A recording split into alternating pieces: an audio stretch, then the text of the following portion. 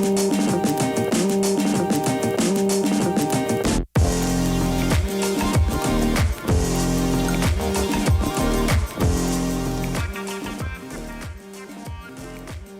and welcome to SportSpiel.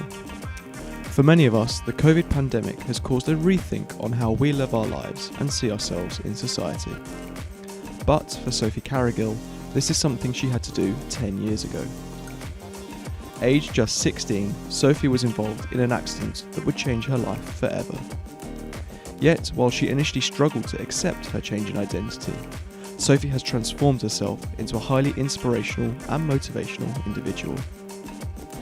A star of the GB women's basketball team, Sophie has played a crucial role in the rise of the squad over the last few years, including a World Championship silver medal and reaching their first ever Paralympic semi-final at Rio. It's not just on the court where Sophie excels, but also off it too. Alongside driving for greater accessibility, inclusion and opportunity for disabled people in sport and life generally, she also wants to help generate equality for female athletes and use her platform to show that anyone can achieve their dreams, whatever stands in their way. Despite her young age, she's already making a huge name for herself with all her great work, having been named on the prestigious Forbes 30 by 30 list and also selected in the first cohort of the Women's Sport Trust Unlocks programme. We discuss all this and much more in a wide-ranging interview, so make sure you stick around.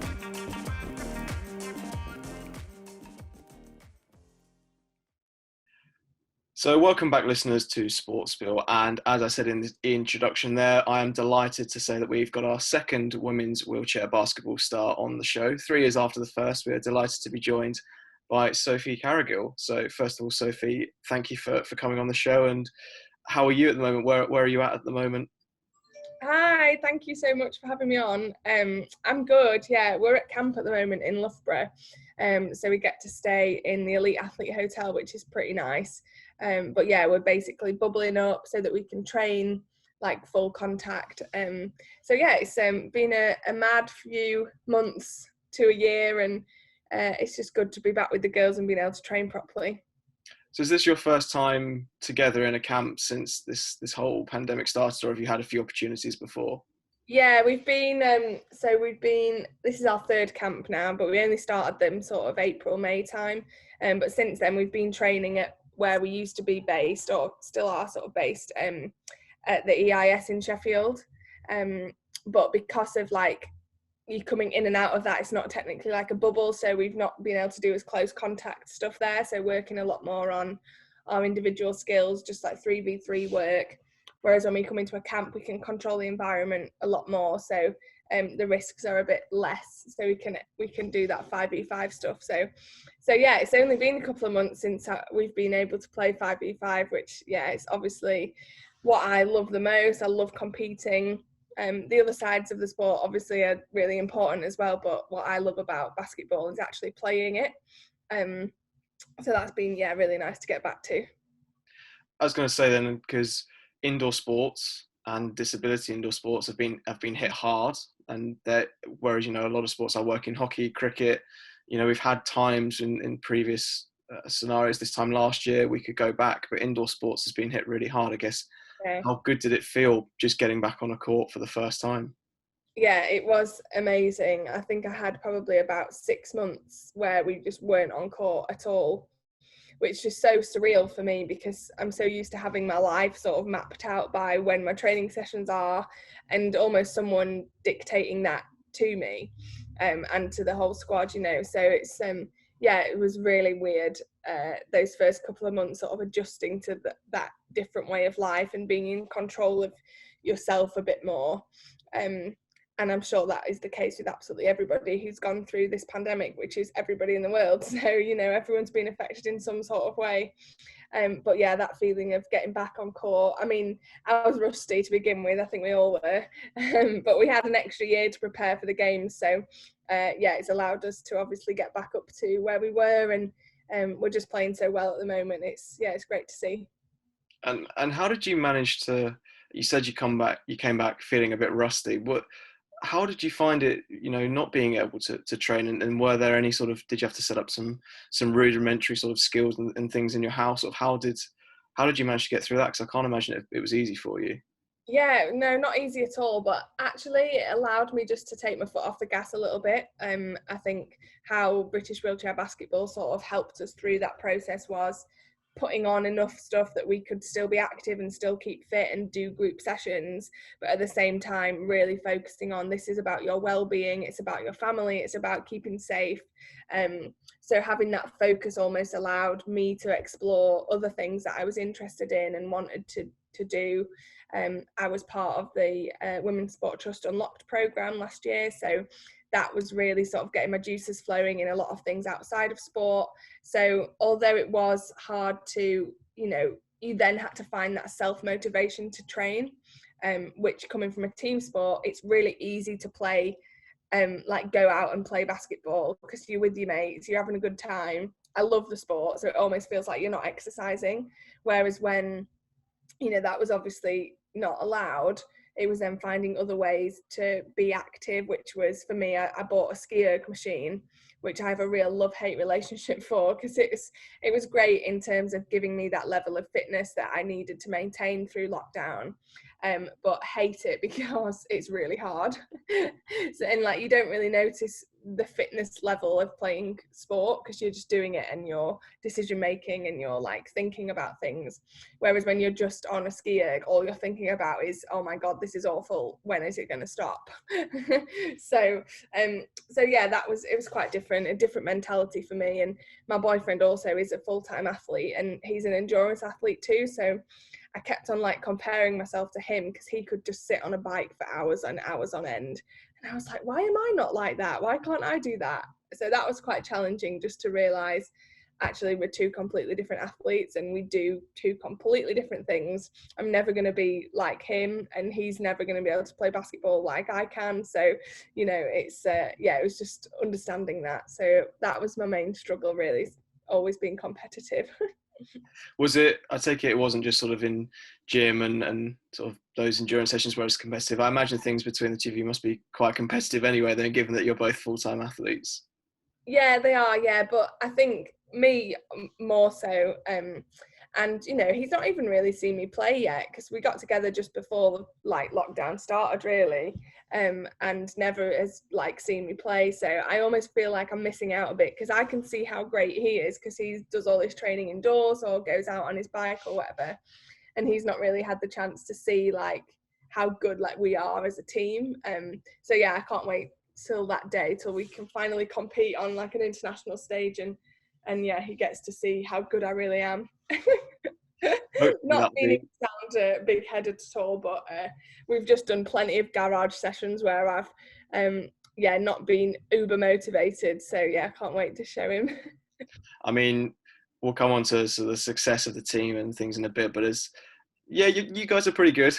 It's being quite frank. But I guess going back to something I touched on briefly earlier, but how was it for you when certain sports were going back and were able to go back, but the government and the way things were still saying indoor sports can't go back, you can't go back, and they weren't really giving you much help? I know a lot of sports, I know badminton were quite outspoken about it, and Yeah. I guess how frustrating was it for you that some athletes could go back and yet seemingly you weren't being given much advice or help or anything? Yeah, it was tough. It's a difficult one, really, because the government at some point as well opened like leisure facilities and opened courts up, but then we were still not going back just because of the risk of the added, I suppose, vulnerability of being a disability sport as well. We wanted to get all the processes in place and make sure everything was right before we went back. And I think people were worried about like what happens if someone gets it and who's responsible, and all that political stuff that just takes away the fun of just playing sport. So yeah, for me it was quite frustrating, and I'd have been the first to say that I wish we were back sooner, but actually what we've done and how we're looking now is actually testament to taking things slow, having a bit of a break, using that time like wisely to work on things that we didn't really have the time to work on before. and working on individual skills and things like that we've come out now, and I think we're flying. So yeah, I'll hold my hands up and say I was wrong at the time to be complaining, because it's worked out for us in the end. Taking the time away to go and do other things, you, as you mentioned before, were part of the Women's Sports Trust Unlocked program. So we've had Emily DeFrond and Tess Howard on the show talking about that. We had Ronan Lloyd on as well. Oh, I cool. mean, everyone that's been involved with it has just had so many positive things to say about it. And I'm just wondering for you, sort of, what did being on that program, like, did it change anything about you? Did it bring out certain things? Sort of, what did you find that being on that amazing program benefited you? Yeah, just changed loads. That's so cool. You've had some of the other girls on the show as well. Yeah, we had such a good time. Like, we were obviously all meant to meet in person, but then obviously the world locked down and it was all through Zoom. And actually, it was a real savior almost, having that one thing that you went to once a week, which was just to hang out with this group of girls who were wanting to make changes in women's sport, that were just had aspirational dreams that we all came together and sort of tried to work on and think about more.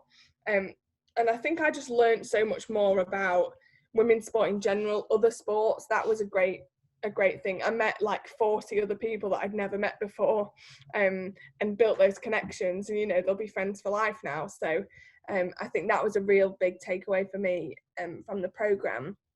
But also, I guess personally, it was really life-changing, because it actually made me understand my own self-worth and my own I guess the position that I'm in, and understand that I do have a voice, and my voice is valuable and people want to listen, and understanding that reaching out to brands or businesses or things like that, these people are actually thrilled that an elite athlete wants to get in touch with them and wants to work with them.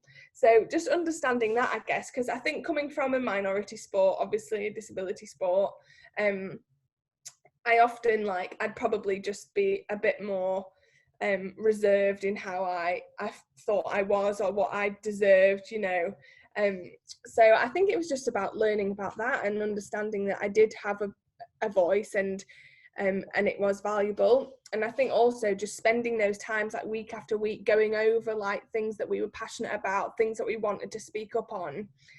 For me, I really honed in on it's all about inclusion for me.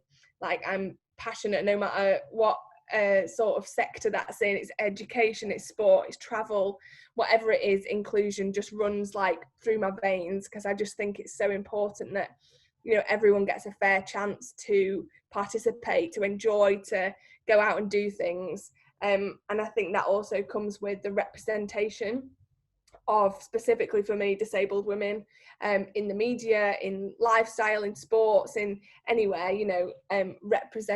being represented, is just so important to be, for young girls coming through that may have disabilities, or women, whoever, to think, to be seen. There's that saying, you can't be it if you can't see it. So I think that's something that I really wanted to focus on, and have taken forwards, and hopefully I'm representing in some sort of way, and can be a role model for some people in the future. How do you find that, going from, as you say, you've gone from someone who maybe, and a lot of the athletes I've noticed, they've gone from maybe being a bit afraid to talk about certain issues to having that confidence in doing it. But I guess sort of making that transition, and sort of, those first 1-2 sort of posts or things that you do, how do you find that, sort of going from someone who's maybe only ever talked about just their sport and everything before, to talking about wider issues that are of great importance? Yeah, it's a difficult one, really, because as you say, we're so used to just talking about sport and our achievements and what's coming up next, that then you've got to really reframe questions that you're being asked, or what you want to put out there, and turn it on its head and be I'm doing this because, or I'm, this is, making it about your key issues, your key messages that you want to be getting across. And I think as an athlete with not a massive platform, but at least some kind of platform, I think we owe it to the next generation, the people coming through the sport. We owe it to people like that to speak up, and to not be afraid, and to ask for more. accessibility in this country is not good enough, and it could be so much better. The thought about disabled people, putting disabled people in your mind at the forefront when you are designing anything, when you are organising an event, making sure that every single person can access your event or your restaurant or your sport, whatever it is, I just think could be better. And it's about speaking up about those things, and knowing who to approach, what to say, and yeah, I've sort of gone off on a massive tangent, haven't I, really? But yeah, it was, yeah, that's, I can't remember your question now, sorry. That's fine. You are a woman and you are a disabled athlete, and in the world of sport, especially in this country, they're two of the groups, or two of the types of people that have traditionally not had the opportunities that men, and particularly white men and able-bodied men, have had over the years. Do you think that the lockdown has highlighted this, or as in the way things have come back, or is it more of a case of people have had time to sit down and actually think these issues have been in place for too long now, and we've actually got the time to sit down and work out how best to try and start to overcome them? Yeah, I think a bit of both. I definitely think people have had more time, and actually the need is there. Like, people want to see women playing sport on TV at an international level, competing at the highest standards. People are demanding that now, and I think the fitness industry, I think, is changing slightly around, seeing different types of women out there, not just 10 years ago, and any woman that was on TV or that was in a magazine would be, tall, blonde, skinny, and would look a certain way, the model sort of figure. Whereas now we want to look at women that look different, because we can relate to them so much more. And I think that is what, the public are asking for. They want to see athletic women. They want to see different shapes, different sizes. A rugby player looks completely different to a basketball player.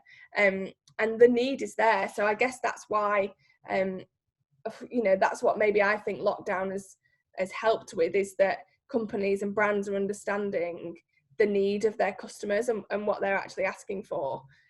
More equal representation, I think, of women. So yeah, probably a balance of the two, that, the time has given these companies to think about that.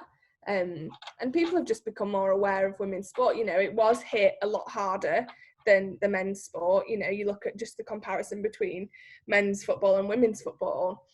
Men's football, the Premiership went back, almost within 6 weeks to compete, because the money's there. And if they didn't, they'd be losing so much money through TV rights and all sorts of things like that, I'm sure. I wouldn't want to ever get into that. It's probably way too complicated, but they found a way to get back. And whereas women's football was not even anywhere close to that. So there's still a massive disparity in the attention and the funding and the I guess publicity that you compare men and women's sport to. It's massive disparity still. So lockdown has probably helped in that way, give people time to think. But now it's about a call to action. It's about, what are you going to do to make a change? What are you going to do to represent women more widely and put them out there? And I think things are changing, and I'd love to think that the Women's Sport Trust are having a massive impact on that. I'm lucky enough now to work with that team, who ran and still run the Unlocked programme with another group of amazing athletes this time around. So I think they're making waves within the sporting industry, doing amazing research and bringing out, facts and figures that show how much difference there is and how much can be done. And so I hope that that's helping as well, getting people's attention. Yeah, the Women's Sport Trust are doing amazing work. I was on a webinar. I was invited to a webinar they did a few weeks ago, just about, where women's sports at and what changes can be made. And it was quite nice to see in one or two of the stats that actually England hockey were performing quite well. So it's nice to see that that we're doing okay. But I know there's a lot more we can do. How important are things like the Women's Sport Trust going forward for female athletes? Because they've empowered 40 athletes on last year's programme to be able to talk more openly and want to drive change. They've got ever-growing membership, board members, people following their work. Companies like them, are they, a massive part of our future and in getting eventually one day that equality for female athletes. Yeah, they're 100% game changers. You know, I'm privileged now to be able to see a little bit of the work behind the scenes, and what they do is incredible. You know, they're constantly every day changing the game for women's sport and finding ways that they can do that through their research or through you know, working on the Unlocked program, and like you say, it's giving that voice to that group of athletes, giving them the education and the tools. And it's not just like a, oh, here's a program, you can get better at public speaking. It's like understanding the meaning behind that. It's understanding your why and your purpose, and being able to then deliver that successfully. And it's about, so on the program you get paired with an activator, and it's about them activating your journey, you know, and giving you the skills and confidence and network and contacts to get yourself into the right place. So they're massively going to shape the landscape, I think, of women's sport. They have done already and continue to do.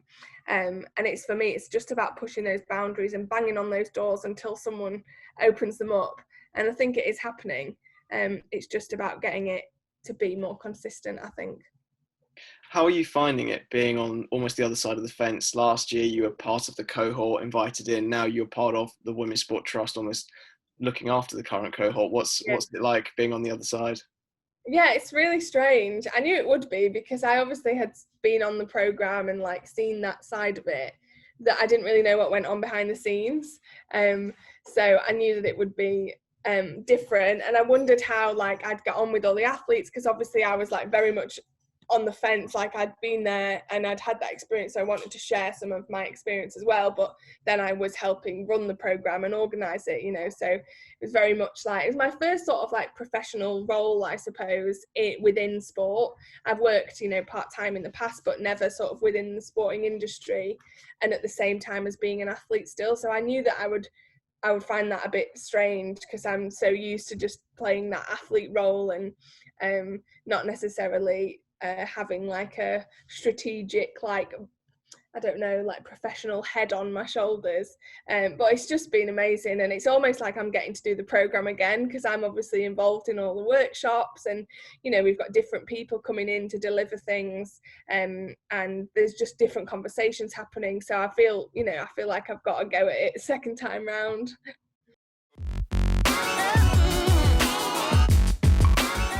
You're listening to SportSpiel, the Players Podcast.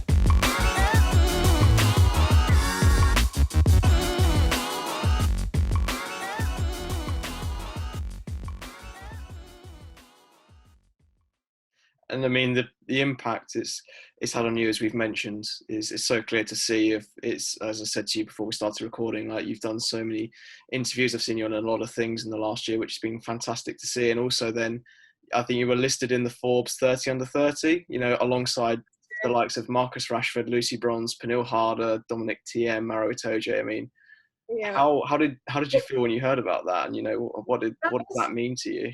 It was so surreal, because I didn't actually know, and this sounds so naive to me, but like how big of a deal it was.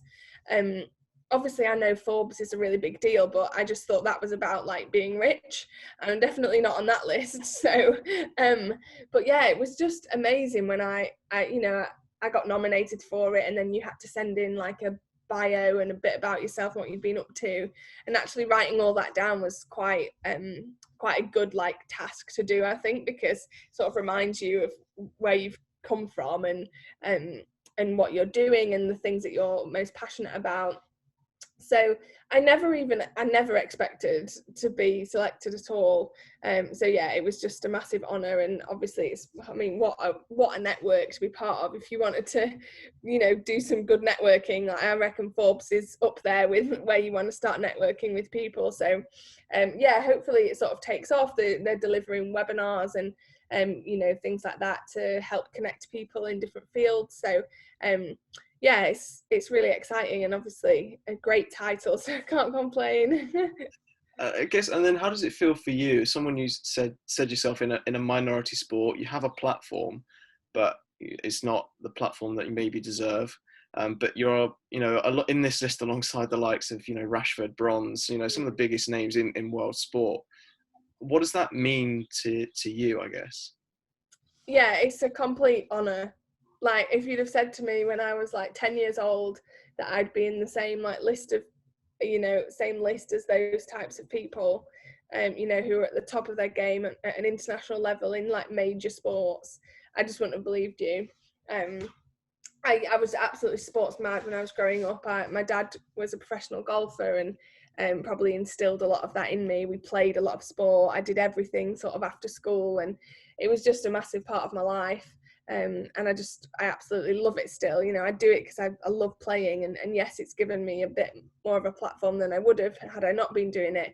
But ultimately, that's not the end goal. It's about just loving playing. So yeah, to be, in and amongst those types of people like Marcus Rashford, come on, he's had the most incredible year ever, in all the change that he's doing, and he sets just an amazing example. So yeah, it's pretty cool to be amongst those. You mentioned there about how you've always been sports mad, and we've talked here about a lot of what you've been doing and off the court, but it's with all that amazing stuff, it's sometimes easy to forget that you are a world-class wheelchair basketballer and part of a world-class wheelchair basketball team. Yeah. And I guess, how much does it mean to you every time you're out on that court and you're wearing the British jersey and you're competing for your country? How does that feel? Yeah, just the most incredible feeling. It really is. Like, it doesn't get old, being able to put that vest on and play for your country, sing the national anthem. I've not done it for a really long time, and I can't wait to get back competing, because it does still, I just get that buzz, that adrenaline, it gets me going, and I love, it's almost performing for me. Like, I feel like it is, you're performing, as though you're on stage, you're on a certain type of stage, and I just love it. And Tokyo's not going to be quite the same. There's not going to be crowds there, and it'll be different, but it's still, the most amazing feeling to be able to put on that vest and go out and compete for Great Britain. It's amazing, even though you've had a year off with COVID, what you've achieved in your first eight years of playing, with European silver medals, World Cup silver medals, and under 25 World Championship gold, and what you've done at the Paralympics in Rio. I don't know, are there any particular highlights that stand out for you, or is it just sort of all a blur at the moment? No, definite highlights. I mean, Rio for me was one of the best experiences of my life. I just absolutely loved it. I know we came fourth, and that was really bittersweet at the time. It was a success because we'd never got that far before. But obviously you're the one team who doesn't leave with a medal, who makes it to the semi-finals. So it's it was a hard pill to swallow, but just one of the best experiences of my life. That you're on such a different level, the whole world is watching, and that just feels amazing to me. To have wheelchair basketball on that type of stage is just incredible. And yeah, that'll always be a massive moment in my life. But I think for the team, our World Championship silver medal is definitely it's our best achievement to date, and it's one of my best memories, just because of the journey it took to get there. We came off a 9-game losing streak going into that tournament, and we basically had nothing to lose. We all sort of just held our hands up and were like, right, girls, come on, we just got to dig deep and win these games. And we just really did take each game as it came, and just get it done. We were very we've just got to get this job done, and that's what we went out to do. And that was a lot of ownership from the girls as well. This is our job. This is what we want to do. We want to perform. So yeah, that was incredible. And obviously then to make it to the final, we'd never made it to a final on a world stage before. So yeah, super impressive performances as well. And to say we came off a 9-game losing streak, it shows a lot of psychological strength, I like to think, and a lot of hardiness. We're tough women out there. It's quite a British sort of mentality and thing to do as well. Going into the tournament, it was almost underdogs written off and then come back from the dead. But What was the feeling in the camp going into that tournament then? Because like you say, you had that 9-game losing streak, and I was listening to the cricket earlier, and they always like to say you like to go into a tournament with a settled squad, and actually, you're in a winning position. But if you look at Great Britain hockey, went into the Rio Olympics having bombed at the Champions Trophy a few months before, go and win gold. Like, what does it almost take the pressure off then, having that unbeaten, that losing streak, and people sort of not really talking about you? Does that almost take the pressure off and give you that maybe more freedom to play? Yeah, I think so. I mean, I still think we felt a sense of pressure, because ultimately your funding is always on the line, when you're competing at that level. So I think there's always that bit of pressure, but yeah, it definitely takes it off. It takes that target off your back, I suppose. People sort of might not respect you in the way that they should, just because we'd had a rough ride leading into it. But it never deterred us. We don't take things too seriously, I don't think, as a team. Like, we're quite lighthearted. We've got a lot of jokers on the team who keep the morale high, and I think that's really important when you've gone through a bit of a, don't know if I can swear, but I'm not gonna a terrible time. I think just our spirits and our, who we are as a group just kept us going, and we just glued together like we never have before, I think. It sort of brought us together, so we weren't really thinking about what was going on outside of our squad, which was probably a good thing. You've had a lot of success, we've mentioned, but you actually had a very successful start to your career in your major international debut, I believe, at the Europeans in 2013, and won a bronze straight away. How was that, sort of your first experience of an international tournament, and to come away with a medal hanging around your neck?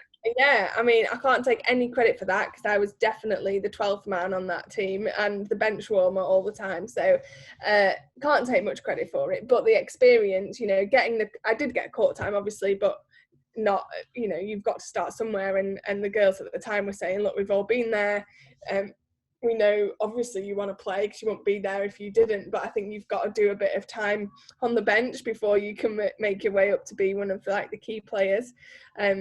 So yeah, it was definitely a learning experience for me. I'd never competed internationally before, so just seeing all all the stands, all the crowd, all the sponsorship, it was like a real deal. I thought I was like a celebrity at the time, because it was all, all singing, all dancing for us. It was great.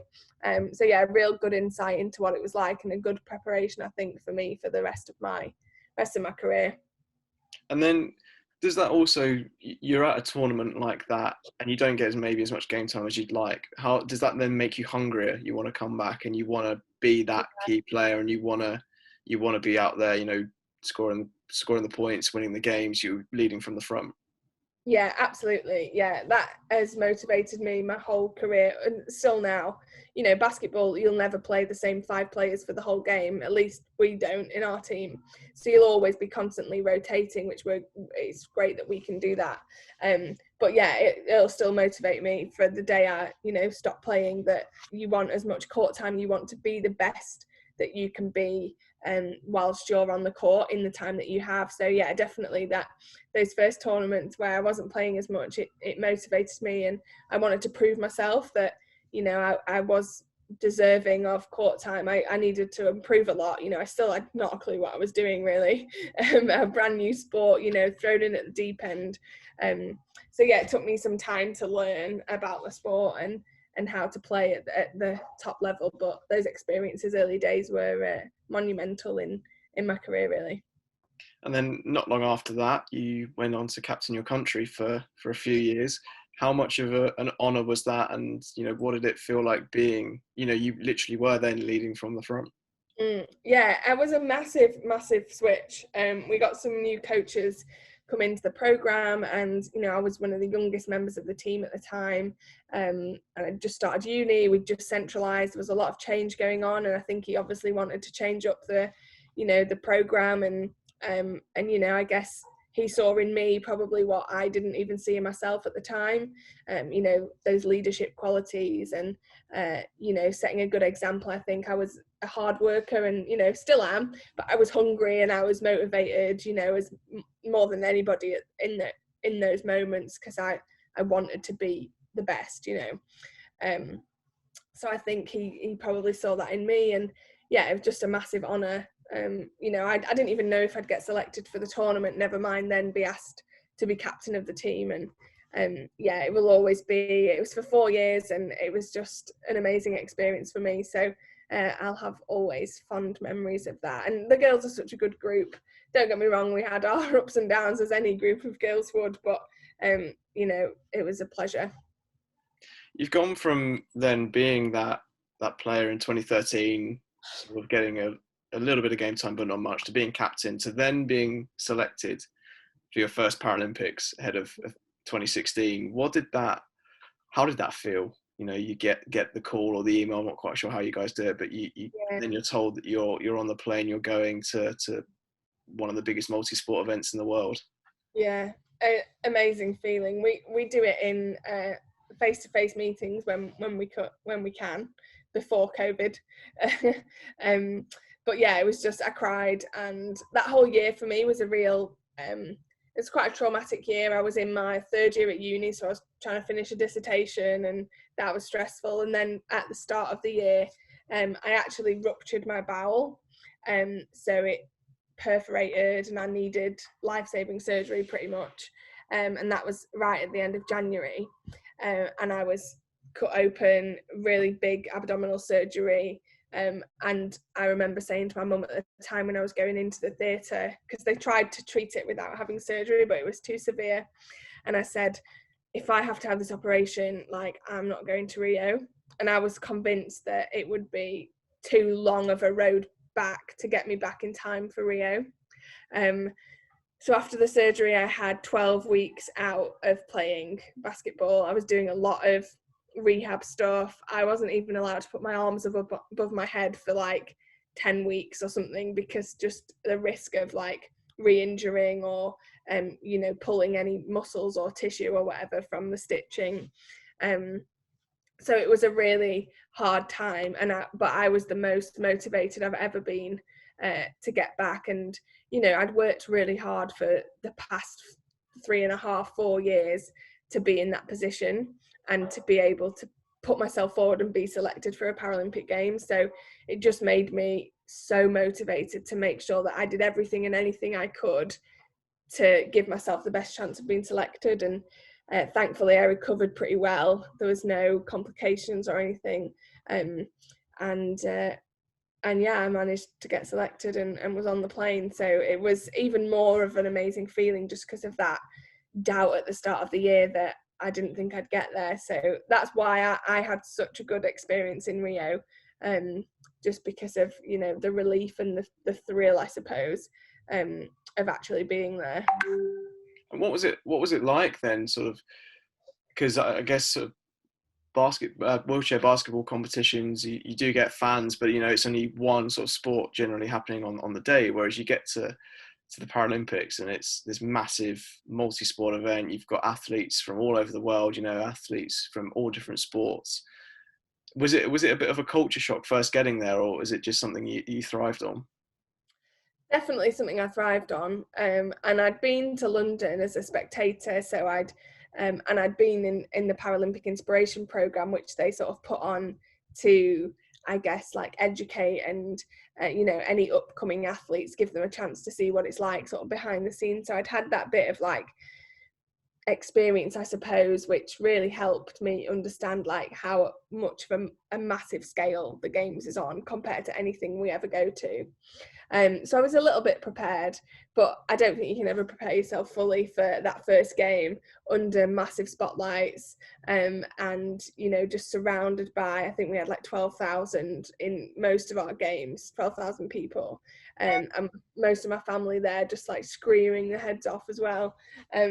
So yeah, it was, you can't prepare for that other than doing it, and thankfully I loved it. And you know, I love that type of experience. I think, you know, playing in front of a crowd gets me, you know, riled up and in the right place to play my sport. So yeah, amazing experience. It felt great.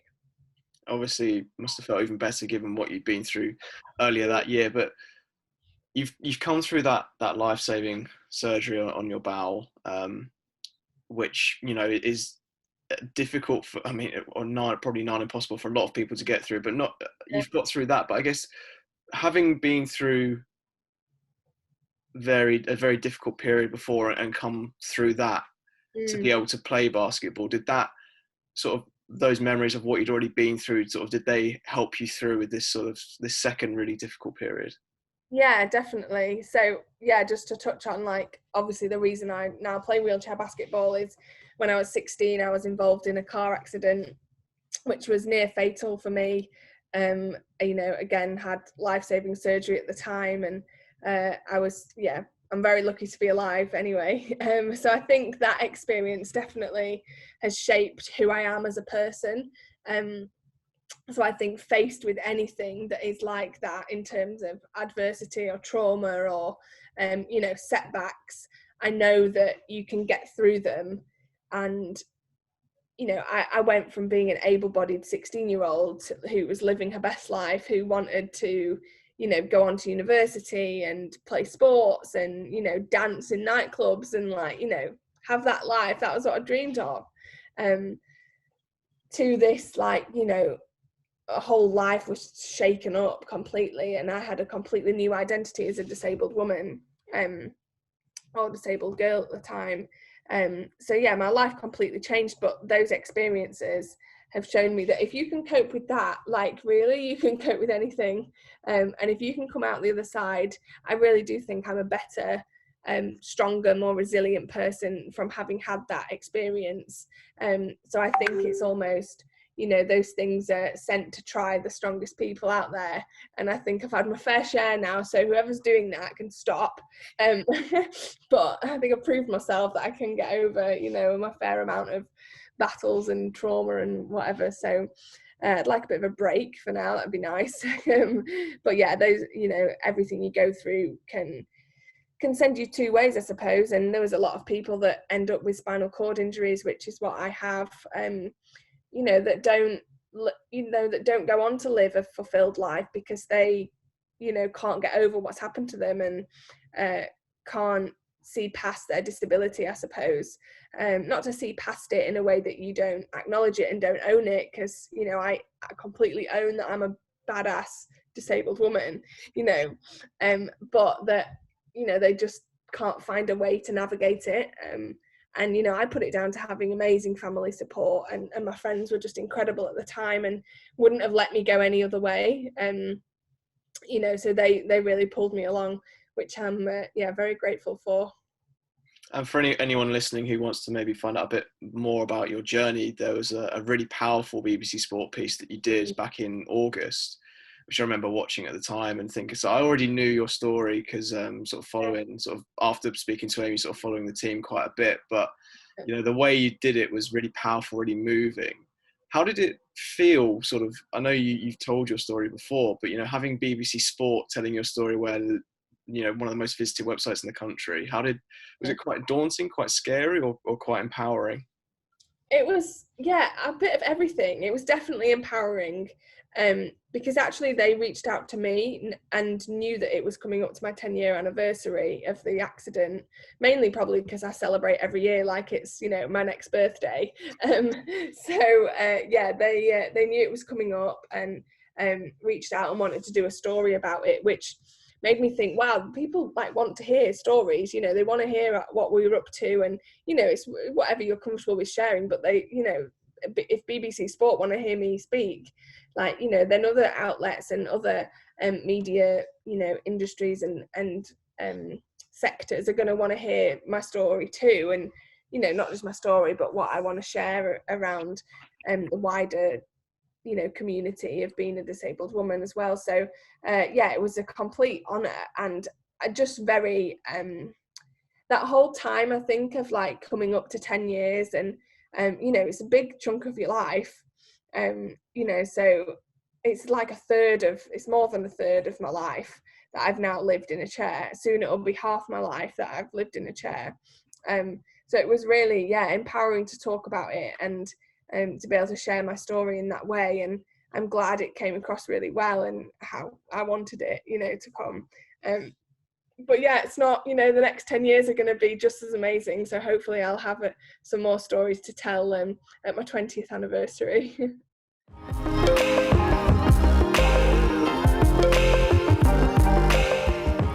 Make sure you follow SportSpiel on social media. Search for SportSpiel Pod on Facebook, Twitter, Instagram, or on LinkedIn.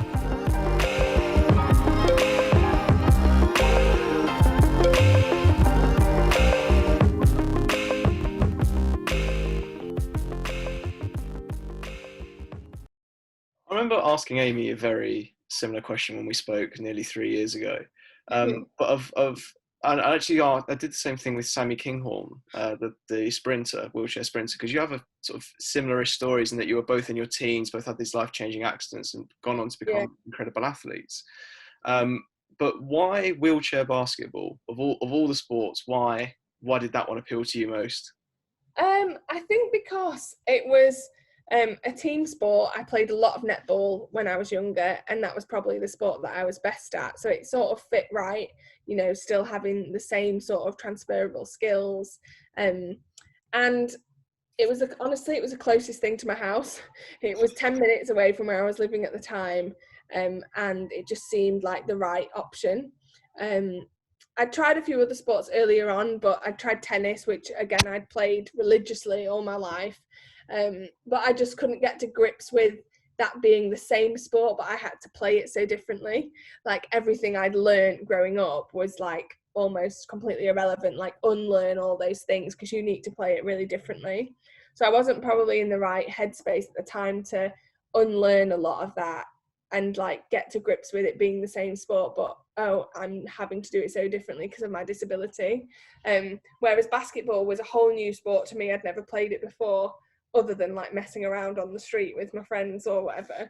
I think that was a nice sort of refreshing, like new thing that I could do, rather than sort of going backwards and doing something I was doing, but doing it so differently. I don't know if that makes sense, but it certainly did to me. It does now, maybe not at the time. I wasn't really that, I wasn't thinking about it that coherently. I was just doing it. But honestly, I was like terrible at the time. So I don't know why I didn't stop after the first session. I suppose it shows my, I like to call it determined nature, but most people probably just call me stubborn. But yeah, I was really, really bad, and I just kept going back because I enjoyed it and I wanted to get better, and it was something for me to focus on. I don't know why I stuck at it really. I guess it was, I still ask myself that question, like why, I'd sort of reflect every year, and is this still what I want to do? Is, because there's lots of career options I hope that I have in my future. So it's always good just to make sure you're still on the right path and you wanting to do what I'm still doing. And it always comes back to, yes, because I absolutely love it. So I think that was probably why I carried on at the start, was I was growing this love for it. And even though I had no idea where it was going to take me, I just liked having sport back in my life. So it was a big part of me that after my accident needed to be refilled, and basketball definitely did that for me. It mentioned there about how you were sporty before the accident, and I guess sort of that is not only did you have all the physical changes, but also the changes that you mentioned before in identity that almost transition from being one thing to another. Do you find that sport and wheelchair basketball is something that really helped you through that, and being able to draw back on something that you already knew, and just that helped change your identity because you could still do it in the different way you were living your life? Yeah, absolutely. Yeah, it definitely helped with just accepting who I was now. I sort of, after my accident, and I'm ashamed to even say this, but went through a period of time where I didn't think I wanted to be associated with other disabled people because I didn't know anybody else. I was the only person in my friendship group that had a disability or any terms of sort of difference, in that sense. And I just wanted to go back to what was my normal life. So I wasn't ready to accept it early on. But I think basketball and playing sport definitely helped with that. and helped me just accept who I was and the new community that I was a part of. And now I don't I don't stop singing and dancing about, you know, being in a chair and being proud of that, and, you know, being lucky to be alive. I celebrate that, you know, the chair is what helps me get around, it's what helps me live, you know, a really fulfilled and happy life. So I'm always grateful for it now, but in those early days that wasn't always the case. So yeah, being introduced to sport in that way definitely helped me accept who I was, and embrace it. And do you think sports and the Paralympics in general then is really crucial for helping people get, you know, people understand what disabled athletes go through, and also, you know, someone who might be in a similar situation, who starts off as an able-bodied, for want of a better phrase, then has a life-changing accident, to have greater awareness and greater exposure of the Paralympics and all the different sports that are going on outside of the Paralympics day to day as well? Do you think, how crucial do you think that is? Just unbelievably important, because you know what, a spinal cord injury can happen to anyone at any time, in any place, anywhere. You know, it's something that can literally happen in a split second of a moment, and your life can be completely turned upside down. And if you've been, you know, not against, but not exposing yourself to difference in the world, whether that's to do with race, gender, disability, you know, whatever it is, if you're so narrow-minded in your own way of living, you know, these things and these changes will happen around you, and you won't be as prepared as you would be had you not exposed yourself to what is so amazing in the whole diversity of this world that we live in. You know, so I just think that's something really important to me, that people do educate themselves. You know, it's people's ignorance more than anything, that they don't you know, have the understanding around different disabilities because it doesn't affect them. You know, but that's not to say that, you know, I think there's 25 million disabled people in the UK of a population of something like 67 million, so a third, you know, and we're not represented a third of the time.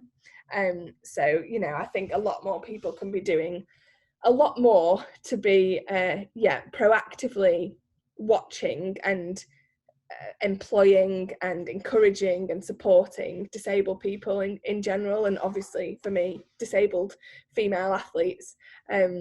So yeah, it's crucial, you know, and the Paralympics being out there is good, but it's not good enough. You know, it's one time every 4 years that we're seen, and a lot more visual than for my sport anyway. I know athletics gets a lot more coverage, and some other sports do at different times in that 4-year cycle, but for me it needs to be seen more. You know, women's sport in general is getting a lot more coverage now. You know, the focus has been on that for a long time, and that's not to say that needs to stop, but we need to go to the next level, and we need to represent everybody now, and on a parity as well. Not like sometimes I get frustrated that the Paralympics sort of comes as secondary to the Olympics, because it's, I don't know, in some people's opinions it's lesser than, which is not the case, you know. And I think we're often, as disabled athletes, portrayed as you know, the superhuman campaign was out there, and, you know, everyone bought into that at the time, and it was great. But, you know, looking back on it, it's not anything superhuman. We're just athletes. You know, yes, we've overcome barriers, but tell me an able-bodied athlete that hasn't overcome a barrier in their sporting career to get to where they are now. We're all superhuman. You know, our disabilities are obviously just a lot more visual. That's not to say that we are more super just because we're getting out of bed in the morning and getting on with our life, you know. So I would love to challenge that a bit more, and challenge people's perceptions around, you know, what they think disabled athletes are capable of, because it is on par with what Olympians are doing, you know, and I think it should be seen in the same light. Very interesting point you make there, and it's something I've noticed quite a few athletes come out and say now, is that, you know, I think the superhuman tag was meant well. Yeah, absolutely, yeah. But it is now you look back at it, it is sort of still highlighting the differences when actually exactly what you guys are doing is the same as an able-bodied athlete in terms of overcoming barriers. It's just different. And do you think, does it frustrate you then, though, the way everyone's talking about at the moment, it's always the Tokyo Olympics, it's never the Paralympics, or if it is, it's like an afterthought almost? Yeah, it is frustrating. And I almost find myself, when people do say the Olympics and the Paralympics, I'm almost like, oh wow, thank you for including us, which I should never be. That should be the standard, and it should be, if you don't include us, I should be annoyed. The Olympics and the Paralympics are the two, well, apart from the World Cup in football, the next biggest sporting events in the whole entire world. And we're not mentioning one of them, when they're, the same event, but for different groups of people. And often the newspapers, media are just disregarding that the Paralympics even exist. And I don't know if it's because they think saying the Olympics, it means it includes both, but it doesn't. They're two completely different events. You wouldn't say, Wimbledon and expect people to think you meant Wimbledon and Queens. They're two different events. You talk about them in their own right. Sometimes, it's tough because, you want people to change, but I also understand, being an able-bodied human at one point in my life, that if you're not necessarily exposed all the time, it's not in your path, so and I think with the Olympics coming up first and all the talk around COVID and if it's even going to go ahead, I think, there's a lot of conversation around that. I would love to see it being on par with, the adverts that are coming out now are all about the Olympics.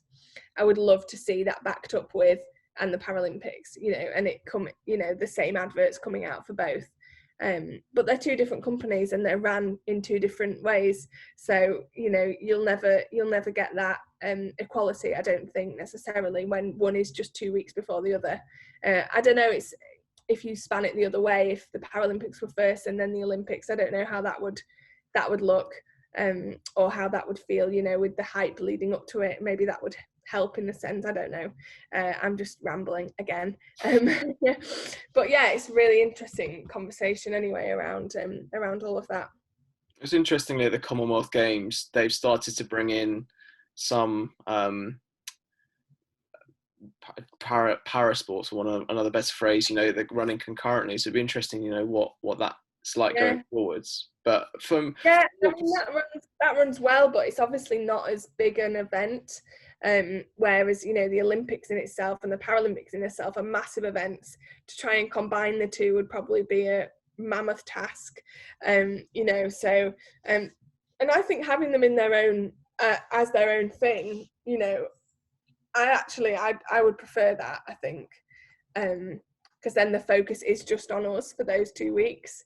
I think maybe when you combine the two, the disability sport side of it can maybe get lost sometimes. It's like when you're watching the London Marathon, you watch the wheelchair racers for about 5 minutes of their marathon, and then you're watching runners who can't even run, for the whole 10 hours of them running, whereas there's elite performers going on at the moment and the coverage is just not the same. So, it's a much deeper and wider debate, I think, that it's probably ongoing above our heads, but maybe one day I'll be in that position to have those conversations. Definitely.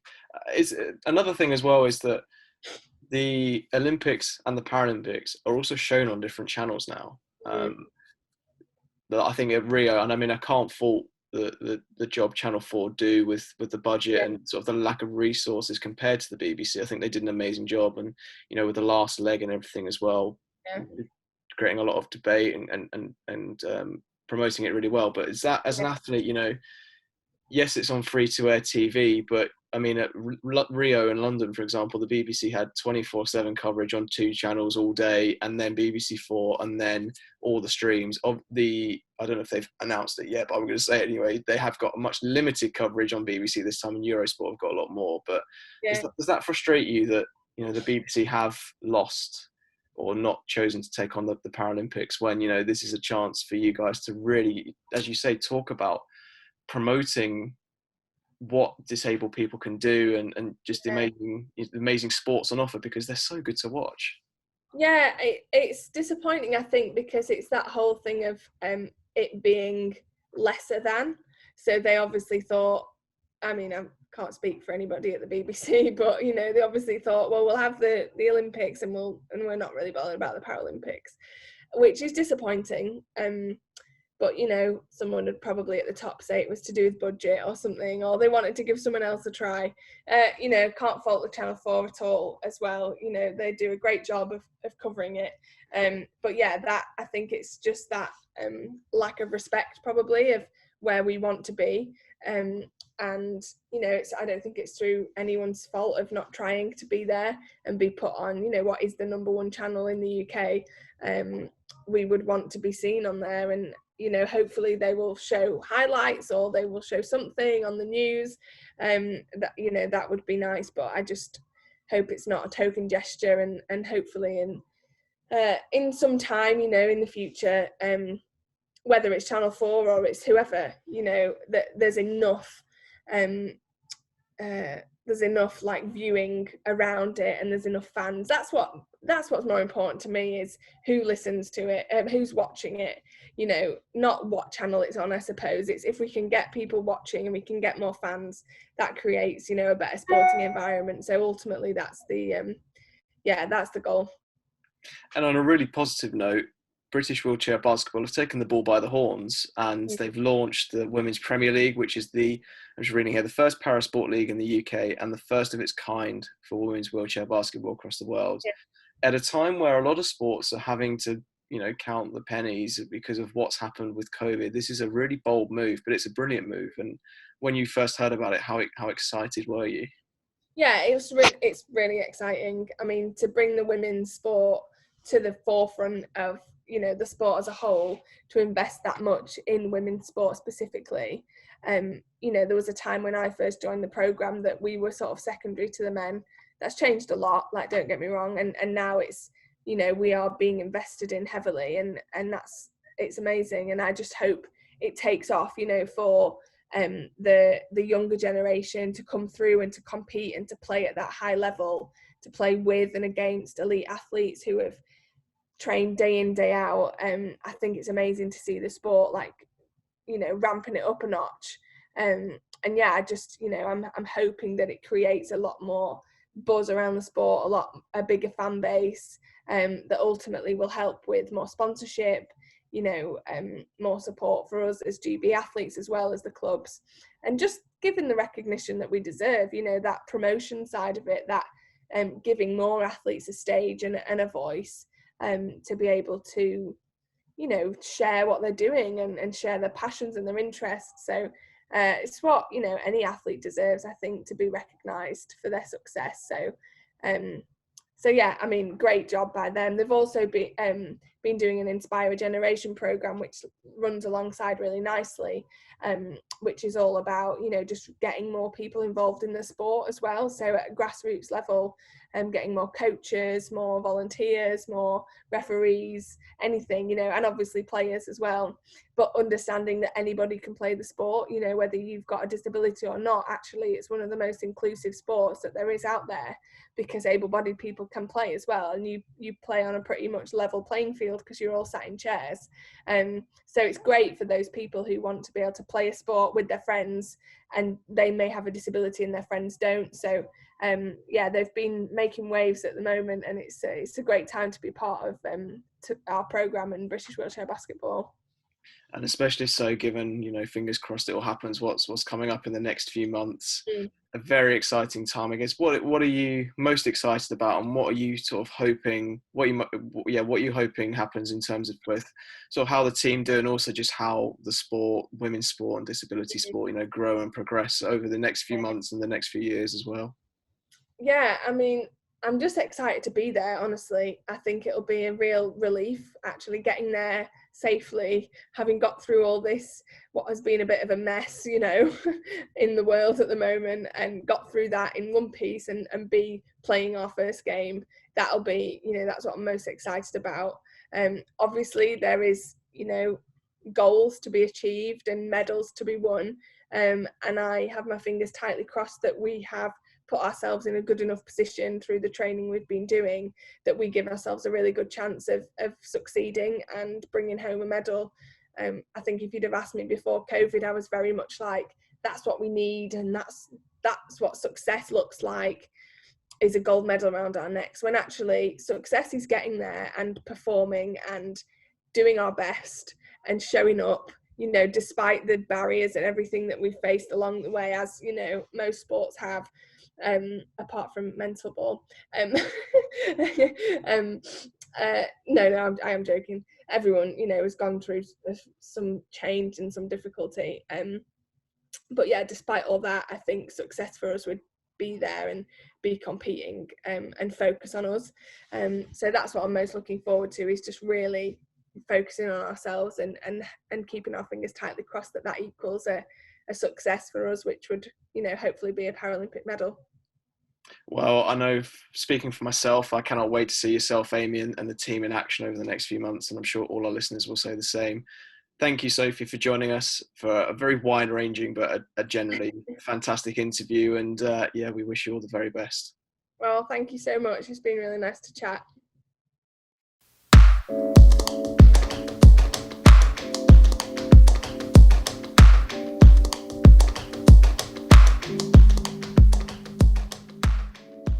A massive thank you once again to Sophie, and we cannot wait to see more of what she achieves on and off the courts in the upcoming weeks, months and years.